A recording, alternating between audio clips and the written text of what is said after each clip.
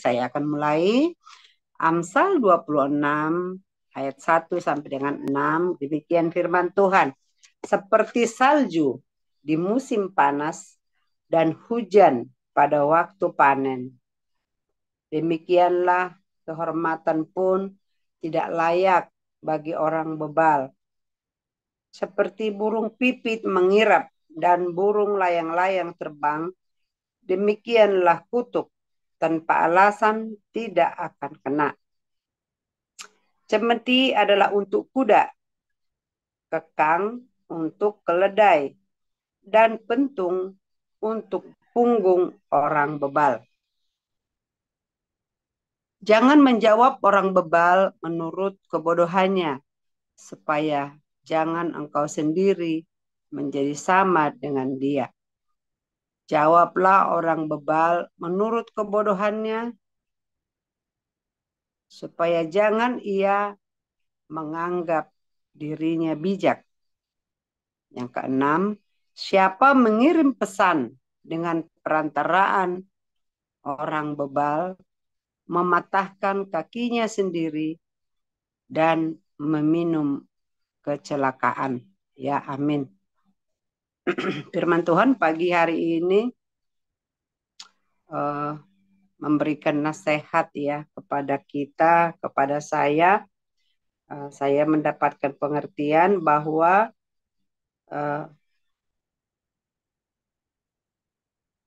hidup ini tabur tuai, ya itu yang saya dapat. Ya, jadi kalau kita menanam yang baik, tentu kita akan mendapatkan yang baik, ya. Nah, jadi kalau tadi dikatakan di situ, seperti burung pipit mengirap dan burung layang-layang terbang, demikianlah kutuk tanpa alasan tidak akan kena. Ya, jadi gitu. Jadi kalau kita tidak berbuat salah, kalau kita tidak melakukan sesuatu yang tidak baik, walaupun dikutuk itu tidak akan kena gitu ya. Jadi yaitu menasehatkan ya lakukanlah yang baik, semoga ataupun pasti kamu akan mendapat yang baik ya, bukan semoga di sini pasti karena dibilang tidak akan kena ya. Kemudian juga yang kedua agar berlaku bijak ya. Yang keenam, siapa mengirim pesan dengan perantaraan orang bebal, mematahkan kakinya sendiri dan meminum kecelakaan ya. Jadi itu tadi kalau kita melakukan sesuatu mestinya kita harus bertindak hati-hati, harus dipikir-pikir ulang dan terlebih lagi minta hikmat Tuhan ya sehingga kita tidak jatuh, kita tidak terjerat oleh karena tindakan kita sendiri ya. Karena itu tadi kalau kita tidak berhikmat mengirimkan pesan lewat orang bodoh ya itu tadi apa yang kita sampaikan tidak sampai kepada tidak sesuai dengan harapan kita dan dikatakan ya mematahkan kaki sendiri gitu ya. Nah, jadi nasihat pagi hari ini buat saya hidup itu tabur tuai ya apa yang kamu tabur itulah yang kamu tuai. Kemudian juga dikatakan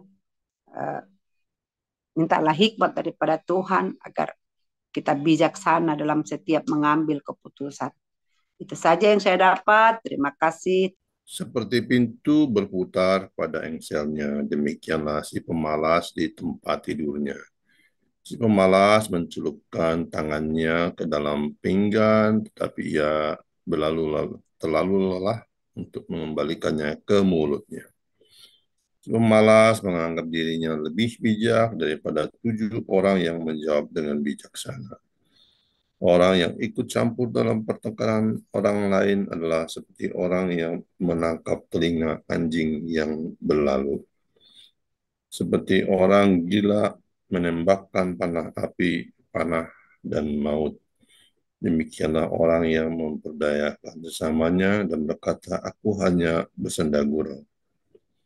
Bila kayu habis, padamlah api. Bila pemfitnah tak ada, redalah pertengkaran. seperti arang untuk bara menyala dan kayu untuk api. Demikianlah orang yang suka bertengkar untuk panasnya perbantahan. Sekian firman Tuhan. Nah, mulai dari ayat 14. Seperti pintu berputar pada engselnya, demikianlah si pemalas di tempat tidurnya. Jadi kalau kita lihat pintu dalam engsel, dia kembali di situ aja, nggak kemana-mana, dia putar, krekek, sana krek, kembali lagi dia di situ lagi, ya di situ lagi. Demikianlah si pemalas di tempat tidurnya. Jadi eh, kalau saya lihat di sini, Amsal 26 itu di awal tentang bicara orang bebal, ya kan? Nah, kemudian sekarang kita masuk pada orang pemalas, ya. Jadi ayat 13 berkatalah si pemalas ada singa di jalan, ada singa di lorong. Ya maksudnya tadi menjawab tadi, ya, jadi dia menggunakan alasan untuk tidak keluar, ya. Jadi eh, ada singa di jalan, ada singa di lorong gitu. Jadi dia sebenarnya karena alasan saja, ya. Dia takut, ya kan? Nah, ayat 15, si pemalas mencelupkan tangannya ke dalam pinggan, tapi ia terlalu lelah untuk mengembalikan ke mulutnya. Jadi ini ibaratnya mau makan gitu ya, sudah di depan makanan itu, tapi nggak ditaruh ke mulutnya gitulah. Jadi betul-betul pemalas gitu ya. Jadi ini menggambarkan bagaimana si pemalas itu. Ayat 16, si pemalas menganggap dirinya lebih bijak daripada 7 orang yang menjawab dengan bijaksana. Nah ini ibarat eh, kiasan yang mengatakan tong kosong nyaring bunyinya. Jadi kadang-kadang kalau orang yang sempit dan berpikir malah banyak ngomong gitu. Dia analisa sana sini, analisa politik, tapi sebenarnya nggak benar, kurang atau pendek dia berpikirnya. Tapi ada juga ilmu padi, ya kan? Kalau padi itu makin berisi makin tunduk katanya. Malah orang yang bijak itu ya nggak banyak bicara, tapi dia banyak banyak pengetahuannya. Bahkan orang katanya kalau makin dipelajari, dia makin makin minder dalam dirinya. Dan berarti Albert Einstein misalnya ketika dia banyak tahu, akhirnya malah banyak yang nggak tahu lagi. Masih banyak lagi ilmu yang lain di luar sana yang nggak bisa kita pikirkan gitu. Jadi dulu saya belajar ya, fisika ya, bagaimana ilmu fisika itu adalah filosofi alam. Bagaimana kita mempelajari makin makin nggak ngerti sebenarnya, makin banyak sekali ilmu. Contohnya misalnya di mana batas daripada alam semesta ini kita nggak ngerti, ya kan? Tujuannya apa?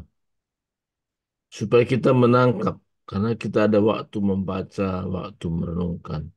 Nah, jadi dalam hal ini ada beberapa hal yang kita belajar tentunya. Tadi Pak Victor sudah banyak ya menjelaskan. Kita tadi berkata si pemalas ada singa di jalan, ada singa di lorong. Itu tadi sudah jelaskan oleh Pak Victor.